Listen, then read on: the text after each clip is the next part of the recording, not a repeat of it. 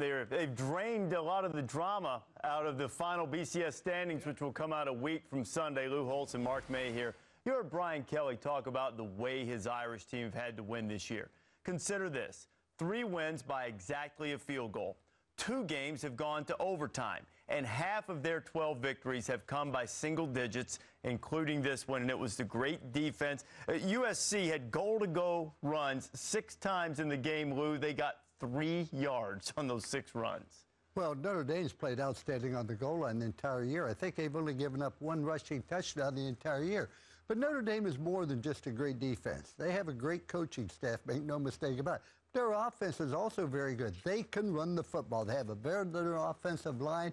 They have good running backs, but they have a smart quarterback that can throw. When I look at Notre Dame, I do not see a weakness on them. I see them as a complete total team, and the fact they can win close games just tells you that they are an excellent team. I thought in this game, I thought coaching was a big plus for Notre Dame over USC. I thought the coaching decisions by Notre Dame were outstanding by Brian Kelly and his staff. Not only that, when you look at the clock management, the play calling, the decision making, it was all in Notre Dame's favor over USC. And if you look at the bottom line, they were very balanced on offense. They rushed for over 200 yards. They threw for over 200 yards. They didn't turn the ball over. They are the dominant team that didn't make mistakes in this ballgame. But they're so good fundamentally. You watch how well they tackle compared to the other teams that they play. You look at their ability to protect the passer, their ability to rush the football. They are not a weak football team, but I don't care who they play, Alabama, Georgia, anybody else. I think they're playing better than anybody else in the country right now. And I'm not saying that because I was associated with Notre Dame. I'm saying that as an analyst. I believe it in my heart, and I've been saying it for the last 10 weeks.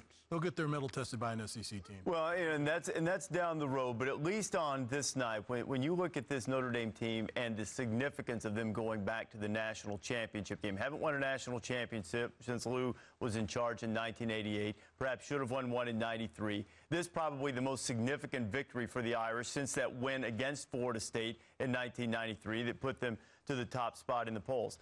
But for so long, Mark, people had said that Notre Dame, whether it was because of geography, differences in recruiting, the way the landscape of college football has changed, that the Irish would never be what they were back in their heyday. For Brian Kelly to get them back to the national championship game, what does that say about where Notre Dame is and Brian Kelly specifically? Well, it's an amazing job by Brian Kelly in such a short period of time. Within 3 years, they're playing for a national championship. Ever since Charlie Weiss left, there was a lot of questions about Notre Dame, where they were declining.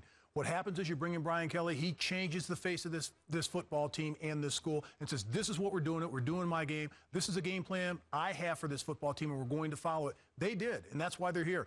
At the beginning of the season, most of us thought with their schedule, they couldn't run the gamut. You know, they had a tough schedule, but he kept this team together. They won a lot of close games, and that's what shows the mettle of a very good football team when you can win in adverse situations and win close games and find ways to win. If it's ugly, who cares? The bottom line, at the end of the season, they're going to look at their record and say 12-0. You bet. For the 4th time at Notre Dame, a coach has gone undefeated and had a chance to win the national championship in his 3rd year. Eric Parsegian did his 3rd year. Dan Devine did his 3rd year. I did it in the 3rd year. Now Brian Kelly's doing it in the 3rd year. What's magic about the 3rd year is the players buy into your system. Ladies and gentlemen, Notre Dame always has talent. You can stick your head out the kitchen door and give a holler and get 12 All-Americans to come there. But getting them to buy in, to have fun, to believe, it's a great tribute to Brian Kelly. And I've also said this: Notre Dame hires the right guy, they're going to win. You go hire somebody who's been successful, another coach, bring him to Notre Dame, he's going to win, he's going to win big. Frank Leahy at Boston College, Eric Parsegian, Northwestern, Dan Devine at Missouri, Lou Holtz at Arkansas, other places,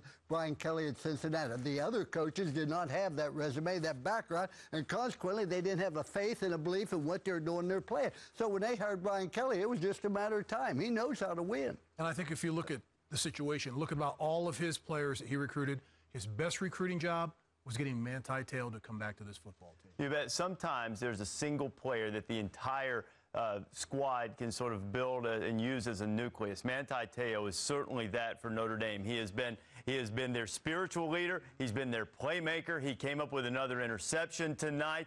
And Notre Dame is on its way to the national championship game after beating USC.